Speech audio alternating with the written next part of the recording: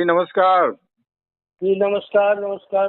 हम बातचीत कर रहे हैं जाने माने लेखक चिंतक डॉक्टर श्री भगवान सिंह जी के साथ भागलपुर से राजेंद्र बाबू की किताब पर देश रत्न से भारत रत्न बनने की दास्तान।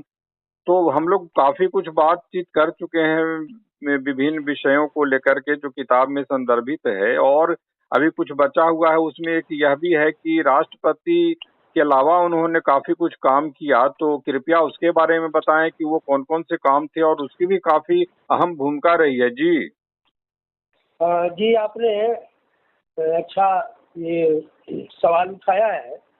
अभी तक हम लोगों ने तो इस पर बात की कि कैसे संविधान सभा के निर्माण में संविधान सभा के अध्यक्ष के रूप में उनकी भूमिका रही। हालांकि आजकल तो सबकी जुबान पर यही चढ़ा हुआ है कि बाबा साहब का संविधान, बाबा साहब का संविधान। यह क्यों नहीं कहते लोग कि भारत का संविधान भाई, तो बाबा साहब का संविधान। अध्यक्ष राजेंद्र प्रसाद और उसकी कितनी बड़ी भूमिका रही, इस पर हम लोगों ने बात की। राष्ट्रपति कैसे बने और कैसे उनका विरोध हुआ, और नहीं तो खुद नेहरू जी ने विरोध किया, और उसके बाद वो 12 वर्षों तक राष्ट्रपति रहे, और राष्ट्रपति के रूप में उनके प्रधानमंत्री के साथ जिन जिन मुद्दों पर मतभेद हुए उसकी भी चर्चा हम लोग कर चुके हैं। अब सवाल यह है कि एक आम धारणा बनी हुई है कि राष्ट्रपति भारत के जो हैं वो एक संवैधानिक प्रमुख हैं, कॉन्स्टिट्यूशनल हेड हैं।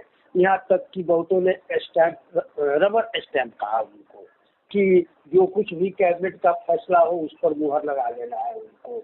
और बहुतों ने तुलना उनकी इंग्लैंड के मोनार्क से की।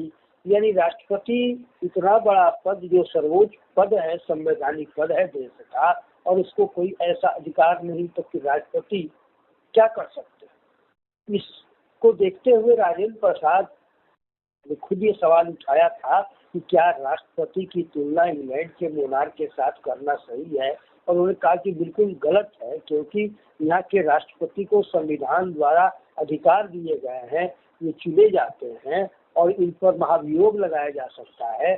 जबकि इंग्लैंड का मोनार्क जो है वो हेरिडेटरी होता है, वंशानुगत होता है, और वो विवाद चला है। लेकिन राष्ट्रपति के रूप में भी उनके कुछ कार्य रहे हैं और जो कि उल्लेखनीय है, हालांकि उनकी चर्चा नहीं होती है। पहली चीज, उनकी कुछ विदेश यात्राएं जो हुई, वह भारत का दूसरे देशों के साथ मधुर संबंध बनाने में उन यात्राओं का बड़ा महत्वपूर्ण योगदान रहा। हालांकि यह भी बहुत एक दुर्भाग्यपूर्ण है कि 1950 26 जनवरी को वे राष्ट्रपति बने, और फिर 52 में बने, और 57 में जाकर दोबारा बने। लेकिन 1950 से लेकर 1957 तक डॉक्टर राजेंद्र प्रसाद को देश से कहीं भी बाहर जाने का ये मौका नहीं दिया गया, और देश में ही गए। केवल उन्होंने इस बीच एक काठमांडू की यात्रा की थी, जहाँ शायद वो पशुपति मंदिर में गए थे पूजा करने, जो भी हो। लेकिन क्योंकि राष्ट्रपति की यात्राओं की मंजूरी, सैंक्शन वो कैबिनेट से होती है, प्रधानमंत्री की इसमें भूमिका महत्वपूर्ण होती है। राष्ट्रपति प्रस्ताव ही बनाकर अगर राष्ट्रपति कार्यालय भेजता है तो वहाँ पर से उसका सैंक्शन होना जरूरी है, और ये 7 वर्षों तक कुछ नहीं हुआ, उनको कहीं भी नहीं जाने। वो पहली जो उनकी विदेश यात्रा जो महत्वपूर्ण होती है, दोबारा जब राष्ट्रपति वो चुने गए तब होती है, और वह यात्रा उनकी जापान की होती है। हालांकि उनको इंग्लैंड की महारानी और अमेरिका के राष्ट्रपति आइजनहावर थे जो भारत आए थे, और महारानी भी आई थी, उन लोगों ने भी डॉक्टर राजेंद्र प्रसाद को निमंत्रण दिया था आइजनहावर में अमेरिका आने का और क्वीन एलिजाबेथ में इंग्लैंड आने का, क्योंकि वे दोनों ही राजेंद्र बाबू के विचार और उनके व्यवहार और सादगी से बड़े ही प्रभावित हुए थे। लेकिन हमारे प्रधानमंत्री ने, पंडित नेहरू ने नहीं इजाजत दी, कहा कि अमेरिका जाकर आप क्या करेंगे और इंग्लैंड जाकर क्या करेंगे। हालांकि अपने अमेरिका हो कि इंग्लैंड हो, वो बार बार दौड़ते रहे। हालांकि इसका कोई खास देश को कोई बहुत सुपरिणाम या अच्छा फल नहीं देखने को मिला, लेकिन वो खुद जाते थे। लेकिन राजेंद्र प्रसाद को उन्होंने नहीं जाने दिया। 1958 में उनकी पहली विदेश यात्रा के नाम पर साउथ जो कहते हैं दक्षिण पूर्व एशियाई देश उसमें हुआ, जिसमें जापान, मलाया, आपको इंडोनेशिया, फिर वियतनाम, श्रीलंका, ये सब देश। और ये यात्राएं जो भी उन्होंने की वो बहुत ही महत्वपूर्ण रही, बहुत ही उनका शानदार स्वागत हुआ, आदर सत्कार हुआ। जैसे जापान की यात्रा उन्होंने 25 सितंबर 1958 को वे जापान, हिंदी के एक पत्रकार जगदीश चतुर्वेदी उस यात्रा में उनके साथ रिपोर्टिंग करने के लिए गए होंगे, और उन्होंने जो लिखा है कि किस प्रकार जापान में उनका स्वागत हुआ वो जानने लायक है। वो लिखते हैं जगदीश चतुर्वेदी, राजेंद्र बाबू जब टोक्यो पहुंचे तो उससे एक दिन पहले ही वहां पर ईडा नाम का भयंकर तूफान आ चुका था, जिसके कारण हजारों जापानियों को बेघर बार होना पड़ा था। लेकिन जब हम टोक्यो की सड़कों पर पहुंचे तो सड़कें नितांत स्वच्छ और साफ थी, और हजारों की संख्या में टोक्यो वासियों ने राजेंद्र बाबू का स्वागत किया। जापान में राजेंद्र बाबू की लोकप्रियता बढ़ती ही गई। क्योतो से नारा के लिए लाइन पर मीलों तक उनके दर्शन के लिए भीड़ खड़ी थी। जब क्योतो के विश्वविद्यालय में उनको पदवी दी गई तो उस समय हजारों की संख्या में छात्र उनके दर्शन के लिए भवन के बाहर खड़े रहे। यद्यप जलसा भवन के अंदर हो रहा था। राजेंद्र बाबू के व्यक्तित्व से प्रभावित होकर जापान के सम्राट ने टोक्यो की 700 वर्ष पुरानी शाही परंपरा को छोड़कर उनके स्वागत में निरामिष दावत का प्रबंध किया था, जो कि भारत में नहीं होती थी। ये बड़ी उल्लेखनीय और रिमार्केबल बात हुई कि 700 वर्षों की पुरानी जो वहाँ शाही भोज की परंपरा थी सामिष भोजन की, वो नहीं करके निरामिष भोजन किया गया। तो राजेंद्र बाबू के व्यक्तित्व का ही प्रभाव था। अब ये आज की पीढ़ी को जानने के ये सब जरूरी है, क्योंकि उनको तो पूरी आप जानते हैं कि किस तरह से हाशियत पर भी नहीं, हाशियत से ही बाहर करके रखा गया है। जब 2 अक्टूबर को गांधी जयंती के अवसर पर राजेंद्र बाबू टोक्यो के विशाल स्टेडियम में व्याख्यान देने के लिए खड़े हुए तो हजारों नर नारियों से वह खचाखच भरा हुआ था। वहाँ स्थानीय मंदिरों में बुद्ध प्रतिमा के समक्ष राजेंद्र बाबू ने जो आदर भाव प्रकट किया, उससे उन्होंने जापानी जनता का मन मोह लिया। समाचार पत्रों ने भारत और जापान के प्राचीन संबंधों का जिक्र करते हुए लेख छापे। क्योतो और नारा में जहां राजेंद्र बाबू ने मृगों को भोजन कराया और प्राचीन बौद्ध मंदिरों के दर्शन किए, बताया गया कि किस प्रकार भारतीय बौद्ध भिक्षुओं ने वहां पर आकर संगीत, नृत्य और कला के विकास में योगदान किया है। भारत और जापान के बीच सद्भाव बढ़ाने के में राजेंद्र बाबू की यात्रा बहुत महत्वपूर्ण रही। जापान की धर्म प्राण जनता ने परंपरागत भारत के संत के रूप में राजेंद्र बाबू के दर्शन किए और उनको स्वीकार किया। ये देखिए कितना उस विराट व्यक्तित्व का प्रभाव था। लेकिन आप हम सभी जानते हैं कहाँ की ठीक है, जवाहरलाल नेहरू भी महान थे, उनका भी व्यक्तित्व था, लेकिन ऐसा नहीं था कि केवल वही महान थे और राष्ट्रपति जो थे कुछ नहीं थे। लेकिन आप देखेंगे कि पूरे उस दौर में ये चर्चा होती रही और आज भी होती रही है। जवाहरलाल नेहरू की यहाँ की यात्रा, वहाँ की यात्रा, यहाँ की यात्रा, इसी की चर्चा होती रही। राजेंद्र बाबू की यात्राओं का जो महत्व था उसका कहीं उल्लेख नहीं लोगों ने किया और आज भी करते हैं। और कीजिए तो आपको कह देंगे अरे क्या आप पोंगापंथी की बात करते हैं। अभी तो आपने जो ऑडियो लगाया है उस पर 2-4 जो कमेंट आए हैं आपने देखा होगा कि किस तरह से कोई कह रहा है कि पोंगापंथी से तो क्या से। अब पता नहीं इन लोगों के दिमाग में क्या सवाल भरा हुआ है जो इस प्रकार की इतने महान व्यक्तित्व को इस नजरिए से देखते हैं। तो ये जापान की जनता पर उनका प्रभाव, और राधा कृष्ण ने नहीं गलत कहा था राधा कृष्ण राष्ट्रपति हुए कि राजेंद्र बाबू में महावीर से लेकर और बुद्ध और आज तक की जो परंपरा है वह मुसलमान होती है। ये संविधान सभा में उनके स्वागत भाषण में उन्होंने कहा था। और अभी 2 दिन पहले मुजफ्फरपुर में एक कॉलेज में उपराष्ट्रपति श्री धनखड़ जी आए थे। उन्होंने भी यह बात कही कि यह बिहार जो है महावीर और बुद्ध और राजेंद्र प्रसाद के संगम की धरती है। ये राजेंद्र प्रसाद का महत्व, लेकिन आप देखिए कितना हमने उनको महत्व दिया है। और उसके बाद जापान के बाद वे 8 दिसंबर 1958 को इंडोनेशिया की धरती पर इंडोनेशिया गए, और यहाँ के इंडोनेशिया के उस समय राष्ट्रपति बड़े ही मशहूर थे, सुकर्णो।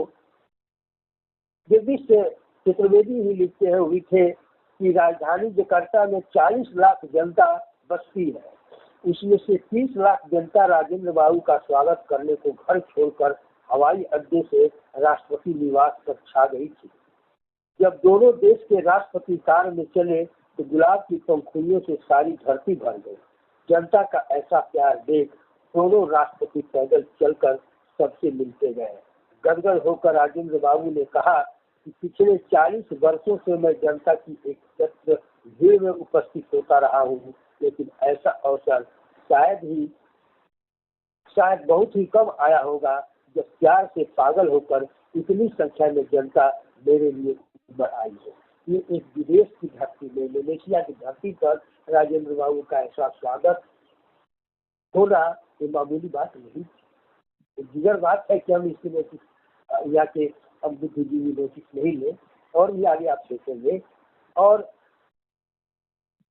राष्ट्रपति डॉक्टर राजेंद्र प्रसाद प्रथम व्यक्ति थे जिनको इंडोनेशिया से डॉक्टर की सम्माननीय उपाधि मिली, जिसे बांडुंग विश्वविद्यालय में दी।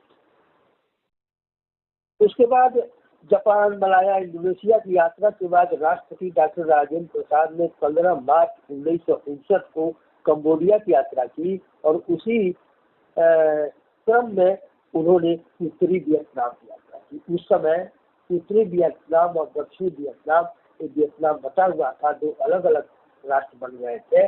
और उत्तरी वियतनाम के राष्ट्रपति थे हो ची मिन्ह, प्रख्यात कम्युनिस्ट लीडर माने जाते थे और बहुत ही संघर्षशील भी थे। तो वहाँ राजेंद्र बाबू कम्युनिस्ट देश में गए, और हो ची मिन्ह ने उसके पहले ठीक 1958 में हो ची मिन्ह दिल्ली आए थे, और प्रोटोकॉल के तहत भी राजेंद्र बाबू से भेंट हुई थी, और वो भी प्रभावित होकर राजेंद्र बाबू को निमंत्रण उन्होंने दिया था वियतनाम आने का। और उत्तरी वियतनाम, अब आज तो दोनों वियतनाम मिल गए हैं, एक है पूरा वियतनाम, लेकिन उस समय उत्तरी वियतनाम के रूप में ही जाना जाता था। तो वहाँ मार्च महीने में होली का समय था, पहुंचे, और जो प्रमाणिक सूचना है कि हो ची मिन्ह ने बहुत ही प्रेम और उत्साह से स्वागत किया था राजेंद्र बाबू का, और अबीर लेकर उनके गाल पर मल दिया। बताया होगा यहाँ के कुछ पर्व त्योहार है। और दुर्गादास लिखते हैं अपनी किताब India from Curzon to Nehru में कि हनोई में होली पर्व के दिन मध्याह्न भोजन के वक्त हो ची मिन्ह ने अचानक उठकर प्रसाद के चेहरे पर गुलाल लगा दिया, स्मियर प्रसाद फेस विद गुलाल, और गले से लगाते हुए उसी स्वर में कहा, हम अपने को अलग नहीं करते, हम भारत का अनुगमन करते हैं। और उसके बाद 16 जून 1967 को राष्ट्रपति राजेंद्र प्रसाद श्रीलंका की यात्रा पर गए हैं। भारी वर्षा होने रहने के बावजूद हवाई अड्डे पर हजारों संख्या में जनता भीड़ती हुई खड़ी थी। प्रधानमंत्री श्रीमती भंडार नायक ने खुद उपस्थित होकर उनका स्वागत किया। उनके उद्बोधन के ये शब्द महत्वपूर्ण है, भारत हमारा मातृ देश है, दो भाइयों में कभी विवाद नहीं हो सकता। अब देखेंगे कि इन यात्राओं में सबसे महत्वपूर्ण बात मुझे मिली हो ची मिन्ह का व्यवहार राजेंद्र प्रसाद के प्रति। आप जानते हैं कि हो ची मिन्ह का पूरे कम्युनिस्ट जो बात करते हैं आंदोलन की, तो उसमें वियतनाम में उनका वही मत है जो रशियन क्रांति में, रूसी क्रांति में लेनिन का, चीन में माओ से तुंग का, क्यूबा में फिडेल कास्ट्रो का। और कॉलेज डी में हम लोग पढ़ते थे तब से हो ची मिन्ह बड़े ही, लेकिन वह हो ची मिन्ह कम्युनिस्ट होते हुए यहाँ के गांधी और गांधीयन ये जो था उसे वे ऑफ लाइफ था, बड़े प्रभावित थे। और उनका उन्होंने स्वीकार किया था कि उन्हें गांधी से बहुत ही प्रेरणा मिलती है, संघर्ष के लिए। और राजेंद्र बाबू उसी गार्जियन फोल्ड के समझे जाते थे। उनका अपना भी व्यवहार था, व्यक्तित्व था। और हो ची मिन्ह ने इतना एक कम्युनिस्ट ने उस राजेंद्र प्रसाद को, जिसको यहाँ के कम्युनिस्ट, राइटिस्ट, पुनःपंथी, प्रति क्या क्या नहीं कहते हैं, हिंदू पुनरुत्थानवादी तक, कुछ मिन्ह ने स्वागत किया। हम लोग जब जेलों में पढ़ते थे, निर्भय 1978-80 का समय बता रहा हूँ, तो वहाँ पर जो हमारे कॉमरेड बंधु थे, सेफाई जो संगठन था, इन लोगों का बड़ा ही एक पॉपुलर नारा होता था, Ho Chi Minh, we shall fight, we shall win. ये हो ची मिन्ह की जुबान पर सीट में चढ़े हुए थे। लेकिन जो हो ची मिन्ह गांधी को इतना महत्व देते थे, जिस हो ची मिन्ह का ऐसा बड़े प्रेमपूर्ण व्यवहार डॉक्टर राजेंद्र प्रसाद के प्रति रहा, उस गांधी को तो ये जो नाम सुनते ही उस तरह भड़कते थे जैसे लाल कपड़ा देकर साल भड़कता है। और राजेंद्र प्रसाद का नाम लेने का तो सवाल ही नहीं था ये कुछ सामने।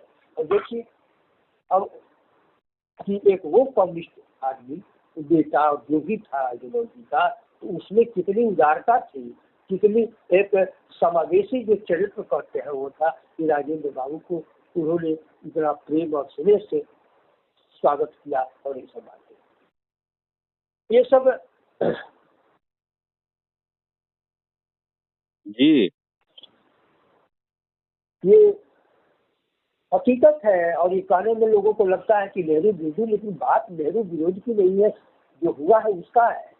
कम्युनिस्टों ने या वामपंथियों ने किसको पसंद किया इस गांधी के में? एक जवाहरलाल नेहरू, कुछ अगर मगर के साथ, लेकिन जवाहरलाल नेहरू के लिए रहे। और उसके बाद वो पैसे सटे रहे, सत्ता से फायदा लेते रहे। लेकिन इन लोगों को वो तो भले कुछ बदला हो, लेकिन गांधी हो कि राजेंद्र प्रसाद हो या पटेल हो, इन लोगों के प्रति इन लोग नकारात्मक रवैया लिया। इन यात्राओं का जो प्रभाव राजेंद्र बाबू पर पड़ा और भी पड़ा, उसको लेकर उन्होंने पत्र लिखा था श्री एस वेंकटाचार्य को। एस वेंकटाचार्य उस समय कनाडा में भारत के हाई कमिश्नर हुआ करते। तो उन्होंने उनको पत्र लिखा इन यात्राओं के बाद कि आधुनिक जापान में भारत के प्रति लोगों के मन में जितना आदर है, उससे मैं बहुत प्रभावित हुआ। आपको यह जानने में रुचि होगी कि वहाँ के 2 विश्वविद्यालय जिन्होंने समानार्थ मुझे उपाधियों से नवाजा 350 वर्ष पुराने हैं। बौद्ध अध्ययन उनकी विशेषता है और इन 350 वर्षों में बिना किसी व्यतिक्रम के संस्कृत इनका एक पाठ्य विषय रहा है। इन विश्वविद्यालयों के प्रधान ने, जो एक अद्यतन अमेरिकी स्नातक थे, मुझको उपाधि से सम्मानित करते हुए मुझसे कहा कि मैं यह नहीं समझूं कि जापान में मैं एक अजनबी हूँ, बल्कि यह मानूं कि एक पिता अपने पुत्र के यहाँ आया है। इंडोनेशिया तथा मलाया में आज भी संस्कृत नाम प्रचलित है और मुसलमान इन पर गर्व करते हैं। खासकर इंडोनेशिया में महाभारत तथा रामायण आज भी जीवन समकालीन साहित्य है। और जबकि लगभग उनकी आबादी में करीब 20 लाख को छोड़कर अन्य सभी मुसलमान हैं, इनके गीतों, नाटकों तथा साहित्य के विषय महाभारत रामायण से लिए जाते हैं। मुझे आश्चर्य होता है कि केवल भारत में ही ऐसा क्यों है कि एक वर्ग के रूप में यहाँ के मुसलमान इस्लाम पूर्व काल की बातों से स्वयं को सर्वथा अनभिज्ञ रखते हैं और उन पर कोई गर्व नहीं महसूस करते। इंडोनेशिया में ऐसा नहीं है, जबकि वह संपूर्ण देश मुसलमानों का है। यह बहुत बड़ी बात है कि इंडोनेशिया में ऐसा होता है। हमारे यहाँ भी जरूर मुसलमान भाइयों में एक तबका रहा है जो यहाँ की संस्कृति और रामायण महाभारत की बातों को लेकर लिखते रहे, करते रहे हैं। लेकिन आमतौर पर जो जो जिसे कहते हैं मुल्लावाद या कठमुल्लावाद, जो गजवाए हिंद की बात करते हैं, ऐसे लोग क्यों महाभारत और रामायण से जुड़ाव करते हैं? उन्हें समझना चाहिए कि ये ग्रंथ यहीं पर लिखे गए हैं, इसी देश के हैं और इस देश के होने के नाते उसे भी अपना समझना चाहिए, जैसे इंडोनेशिया में करते हैं। या हमारे यहाँ भी बहुत सारे कवि लेखक हुए, मध्यकाल में हुए, भक्ति काल में हुए, आज भी हुए, तो उनको भी सबको करना चाहिए, अपना अपना मजहब ठीक है। ये राजेंद्र बाबू का जो चिंता है वाजिब है और आज भी ये चिंता मतलब कि प्रासंगिक। जून 1960 में राजेंद्र बाबू ने राष्ट्रपति के रूप में सोवियत संघ की यात्रा की और उस समय सोवियत संघ कम्युनिस्ट देश था। शीत युद्ध में बची हुई दुनिया का एक नेता वह था, दूसरा अमेरिका था और उस कम्युनिस्ट देश में राजेंद्र बाबू का जाना और वहां पर जिस तरह से उनका स्वागत हुआ वह भी अद्भुत था। जगदीश चतुर्वेदी इस यात्रा में भी पत्रकार के नाते थे और उन्होंने इस यात्रा के संबंध में भी लिखा है कि बौद्ध धर्मावलंबियों के देश जापान में राजेंद्र बाबू के प्रति यह आस्था और प्रेम बुद्धि सम्मत था, परंतु हमें जानकर आश्चर्य हुआ कि बिल्कुल विपरीत सांस्कृतिक और भौगोलिक परंपरा वाले देश सोवियत संघ में राजेंद्र बाबू के व्यक्तित्व ने और भी चमत्कार दिखाया। 20 जून 1960 को हम लोग ताशकंद पहुंचे तो हवाई अड्डे पर ही उज्बेक लोगों की भारी भीड़ राजेंद्र बाबू के स्वागत के लिए जमा थी।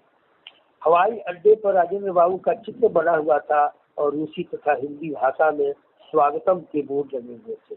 ताशकंद में हमें थोड़ी देर ही रुकना था और हम जलपान करके मॉस्को के लिए ताशकंद में उनका ऐसा स्वागत का लगा था। मॉस्को के हवाई अड्डे पर और विशाल आयोजन था। यद्यप हवाई अड्डा नगर से 20 मील दूर था, फिर भी वहाँ काफी भीड़ थी। लेकिन जब हम नगर में घुसे तो यूनिवर्सिटी क्षेत्र से लेकर लाल स्क्वायर तक भीड़ ही भीड़ खड़ी। इसके बाद तो जब राजेंद्र बाबू जहाँ जहाँ गए भीड़ की संख्या बढ़ती ही गई और लेनिनग्राद में तो भीड़ में पिछले सारे रिकॉर्ड तोड़ दिए। पर प्रश्न यह नहीं था कि वहाँ पर कितनी भीड़ थी, वहाँ के लोगों का प्रेम उनकी संख्या से नहीं उनकी आंखों से दिखाई दे रहा था। इस यात्रा में फूलों के इतने गुलदस्ते और इतनी छलडिया गाड़ी में पड़ी थी कि राजेंद्र बाबू जब गाड़ी से निकले तो गाड़ी फूलों से भरी पड़ी। 2-3 महिलाएं तो गाड़ी के सामने आते हुए कटने से बची। लेनिनग्राद और सोची के समाचार पत्रों ने राजेंद्र बाबू के स्वागत में न केवल अग्रलेख लिखे बल्कि अखबारों के बैनर और अग्रलेखों के शीर्षक हिंदी में छापे। वे जानते थे कि राजेंद्र बाबू हिंदी प्रेमी है और इसलिए राजेंद्र बाबू के स्वागत में हिंदी का प्रेम प्रकट करना उन्होंने आवश्यक समझा। उनके स्वागत में जितने भाषण हुए सबका अनुवाद केवल हिंदी में ही सुनाया गया और राजेंद्र बाबू ने भी हिंदी में ही भाषण दिए। इसका सोवियत जनता के ऊपर बड़ा सुंदर प्रभाव पड़ा। सोवियत संघ ने राजेंद्र बाबू के लिए 2 बड़े युद्ध भारतीय दिए थे, जिनमें एक तो सोवियत महिला पत्रकार सोवियत नारी की संपादिका थी। राजेंद्र बाबू ने सोवियत कला और संस्कृति के स्थल देखने में विशेष रुचि ली। जब वो मॉस्को की क्राकोव आर्ट गैलरी गए तो वहाँ उन्हें श्रीमती देविका रानी था उनके पति श्री रोरिक भी मिले। अब बहुत और है, लेकिन इतने स्पष्ट हो जाता है कि से उल्लास और उमंग से सोवियत संघ में एक कम्युनिस्ट देश में राजेंद्र बाबू का, जहाँ जिनको यहाँ के कम्युनिस्ट विकास ही बड़े एक तरह से त्याग समझते थे। ये लोग क्या अपने को कम्युनिस्ट यहाँ के समझते रहे हैं और इस लायक नहीं समझते थे कि इनका कुछ बोले थे। और उस ऐसे व्यक्ति का वहाँ पर ये स्वागत हुआ था। हम लोग ये पढ़ते हुए हमने जाना कि बहुत बाद में 2-3 साल की गए और वहाँ अभी तक तो क्यों नहीं पढ़ते थे कि जवाहरलाल नेहरू सोवियत संघ गए तो आप क्रिस्टो ने ऐसा स्वागत किया, वो किया, रूसी जनता ने किया, तो फिर उनको श्री 420 का गीत किसी ने सुनाया, मेरा जूता है जापानी पतलून, इंग्लिस्तानी सकलाई टोपी रूसी, तो किसका है। अरे नेहरू जी का की इतनी चर्चा सोवियत संघ की यात्रा की होती है।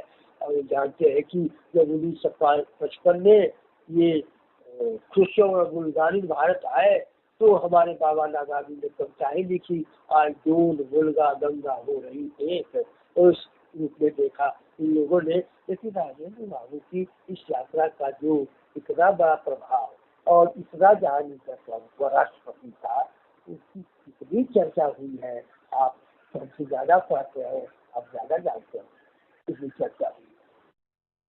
और ये देखिए किस तरह से हमारे लेखकों ने, साहित्यकारों ने, उन लोगों ने भी बेईमानी की है।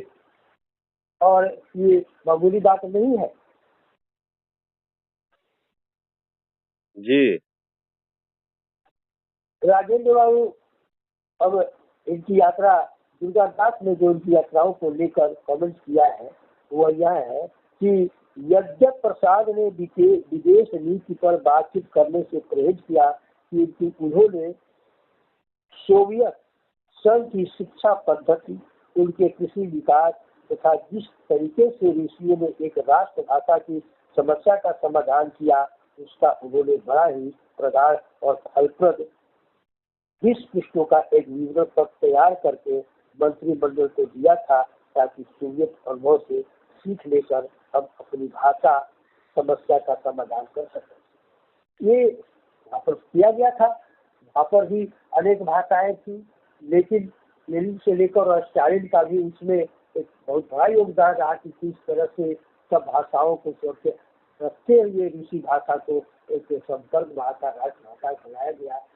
तो ये राजेंद्र बाबू को बहुत अच्छा लगा था और उन्होंने इसी के आधार पर सुझाव दिया था, क्योंकि जानते हैं कि जिसके हाथ में इस देश की नौका की तकरार थी, तो वो तो उनको हिंदी राष्ट्रभाषा, राजभाषा के रूप में सफल हो नहीं हो, इसे कोई खास दिलचस्पी नहीं रहती थी हमारे प्रधानमंत्री जी नेहरू। तो इसलिए मंत्रिमंडल को भेजा था, हालांकि इसे कोई मंत्रिमंडल ने कार्रवाई की। तो ये उनकी सीमित ही बड़े यात्राएं नहीं देख ही रहे हैं, केवल उनको यही सोवियत संघ और बाकी जापान, इंडोनेशिया, वियतनाम, श्रीलंका और यूरोप वगैरह तो वो हो लिए थे 1928 में। लेकिन नेहरू जी के अंदर एक अजब फीलिंग थी, वो समझते थे कि राजेंद्र प्रसाद जो है वो यूरोपीय या अमेरिकी लोगों से बातचीत करने के लायक है ही नहीं। हालांकि जहाँ तक अंग्रेजी की भाषा का सवाल है, तो किसी भी तरह से राजेंद्र प्रसाद की नेहरू जी से इंफीरियर तो नहीं थी। उनके लिखे हुए किताब को पढ़िए, पत्रों को पढ़िए, लेकिन पता नहीं कौन सा कारण था, नेहरू जी का क्या उसमें चला जाता, अगर राजेंद्र प्रसाद अमेरिका चले जाते, एक बार आइजनहावर के राष्ट्रपति के निमंत्रण पर या एलिजाबेथ के निमंत्रण पर इंग्लैंड चले जाते। हालांकि 1928 में वो गए थे, 3 महीना तक रहे थे इंग्लैंड और यूरोप का भ्रमण किया था उन्होंने। तो इन यात्राओं के राष्ट्रपति का एक जो है सकारात्मक। अब सब दूसरी बात कि और उनका क्या, जानते हैं कि राष्ट्रपति तो जो निर्णय मंत्रिपरिषद लेती है, कैबिनेट राष्ट्रपति उसको ओके करते हैं, लेकिन इसके बावजूद समय समय पर वो कहा गया कि मंत्री परिषद राष्ट्रपति को सलाह देने के लिए बनी है रहेगी, लेकिन राजेंद्र बाबू समय समय पर मंत्री परिषद, कैबिनेट को, प्रधानमंत्री को ये सलाह देते रहे हैं, निर्देश देते रहे हैं, यह काम होना चाहिए, वह काम होना चाहिए। अब जैसे उदाहरण के लिए उनके कई पत्र हैं इस संबंध में जी, कि एक और चीज बड़ा दिलचस्प है, आपने भी देखा होगा और बहुतों ने देखा है, जो भी दिल्ली जाते हैं राष्ट्रपति भवन देखते हैं, और राष्ट्रपति भवन कितना विशाल है, भव्य है, तो देख कर लगता है कि इस महल में, इस भवन में रहने वाला तो ऐशो आराम की जिंदगी बिताता होगा। मुगल गार्डन था, मुगल गार्डन देखने लोग जाते थे और केवल बड़े सुख ही सुख।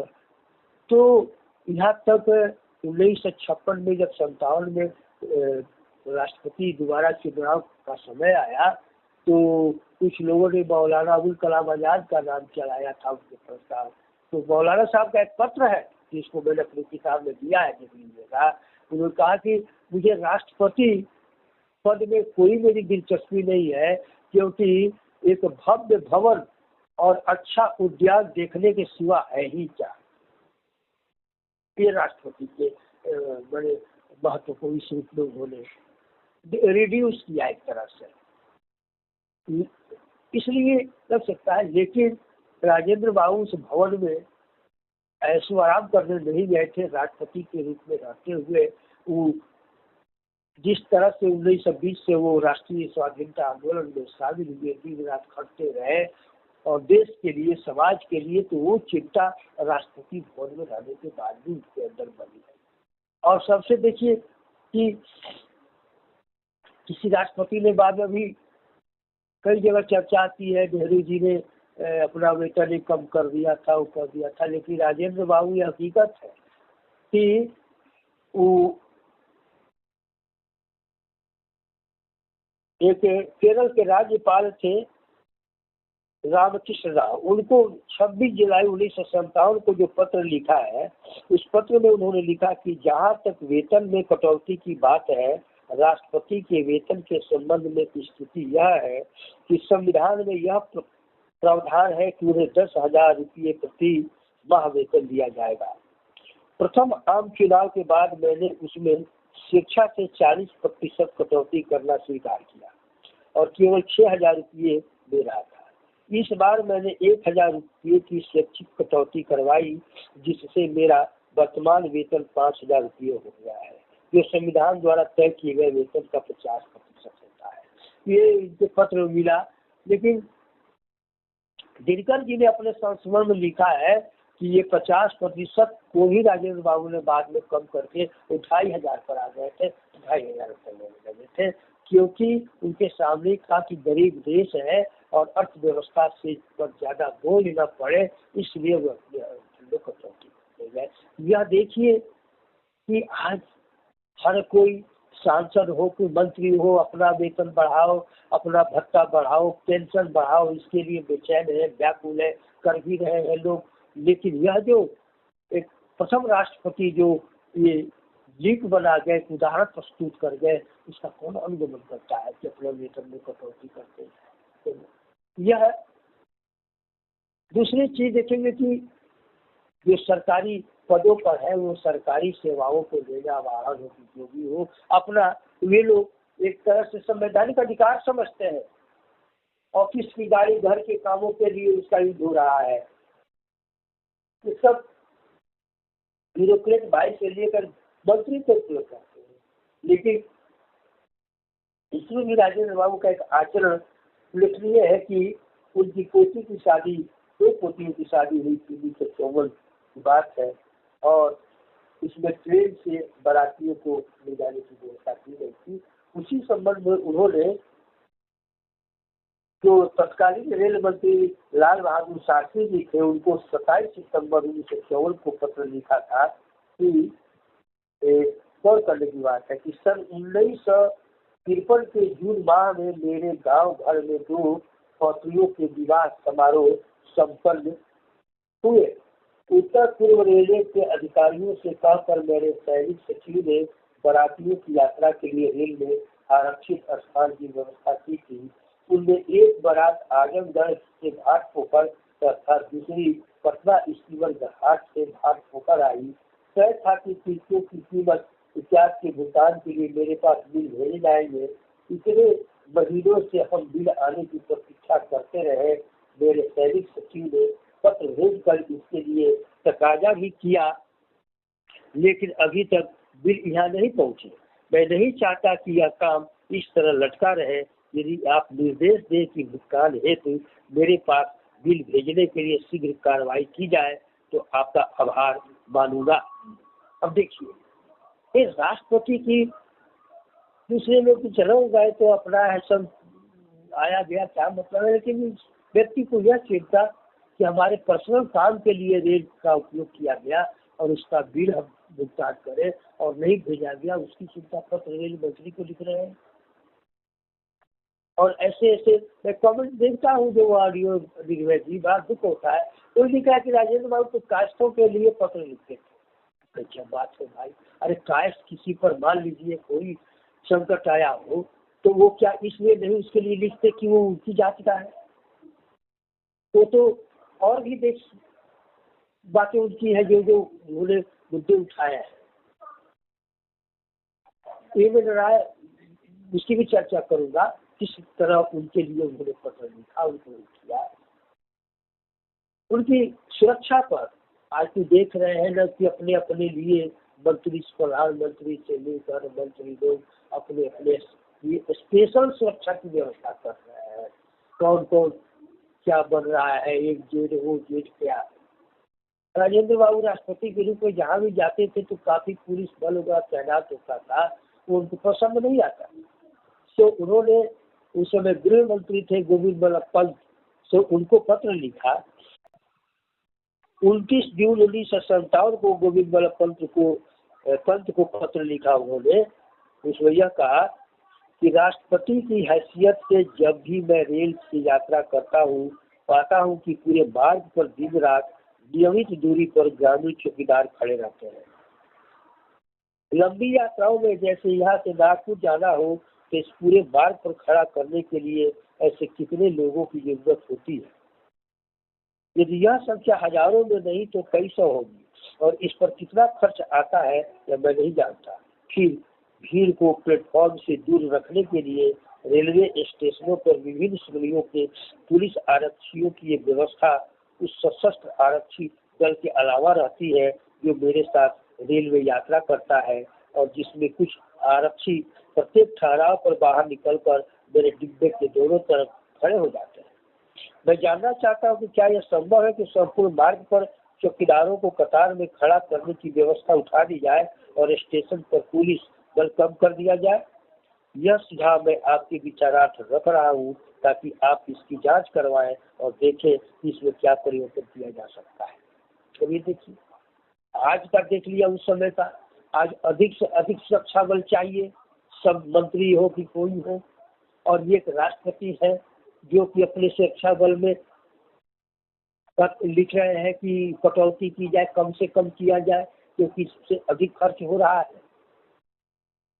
अब यह सब छोटी छोटी बातें, लेकिन छोटी बात तो से ही आदमी महान बनता है और उसी में महानता होती है। ऐसी ऐसी छोटी बातें हम आज के मंत्री, आज के मंत्री क्यों नहीं कर पा रहे हैं जो हमारे प्रथम राष्ट्रपति ये कर गए, इस तरह के उदाहरण प्रस्तुत कर गए। नहीं, इसके अलावा आज भ्रष्टाचार की निर्भय जी जितनी चर्चा है कि भ्रष्टाचार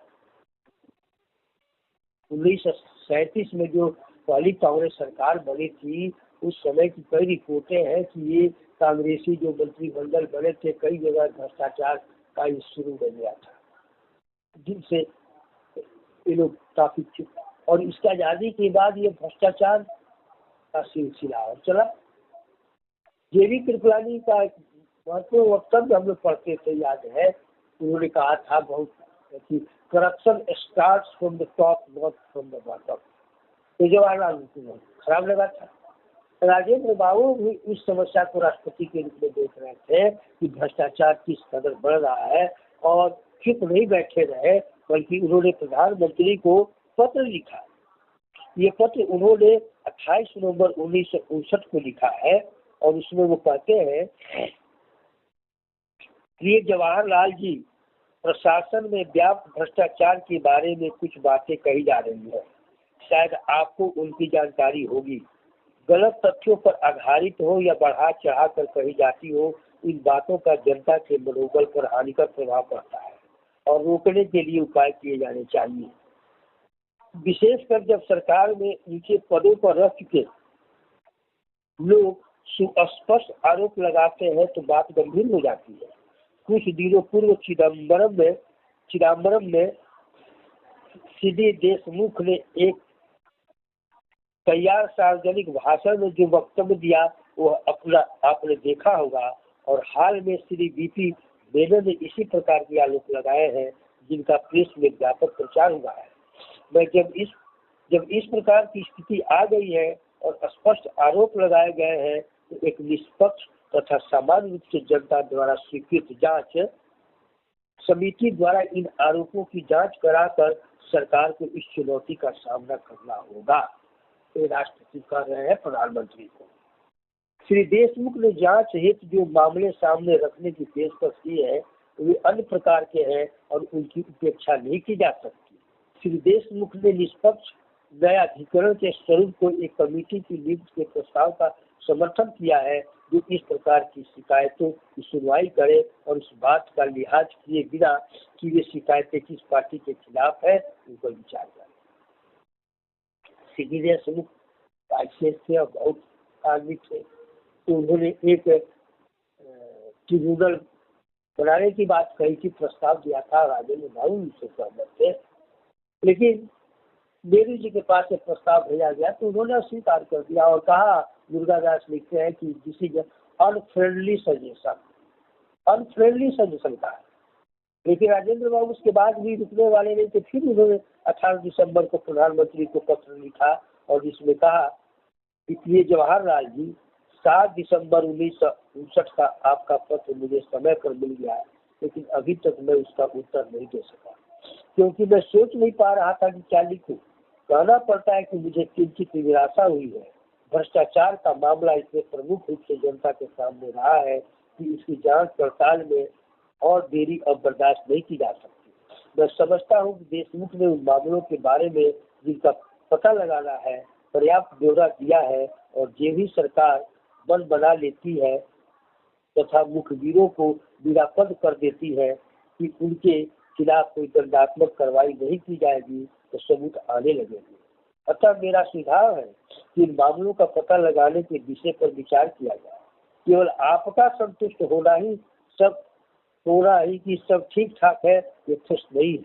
जवाहरलाल जी ने पत्र में लिखा था कि मैं संतुष्ट हूँ कि ये जांच हो रही है तो ठीक है, लेकिन राजेंद्र बाबू ने लिखा कि केवल आपका संतुष्ट होना जो है कि सब ठीक ठाक का पर्याप्त नहीं है, जनता को संतुष्ट होना चाहिए। तो लिखते हैं उसमें अच्छे से लोक शासन का कर्तव्य है कि वो जनता को भी संतुष्ट करे। तो नेहरू जी ने क्यों मान लेते कि सही है तो बस सही है, ये ठीक है यही ठीक है, और किसी को ठीक लगे या ना लगे तो वो संतुष्ट होने की जांच हो रही है। तो इतनी मार्गे की बात कही कि केवल आपका संतुष्ट होना पर्याप्त नहीं है, ट्रस्ट नहीं है। शासन का काम है, लोक शासन का काम है कि जनता को संतुष्ट। अब ये सब बातें राष्ट्रपति के रूप में आजकल इसके बाद किसी को दिखता ही नहीं है, किसी को दिखता ही नहीं है। हाँ, आपने जो समय निकाला उसके लिए बहुत बहुत आभार, नमस्कार। हाँ, फिर इसको दूसरे भाग में और पूरा करता हूँ। ठीक है जी, नमस्कार। नमस्कार।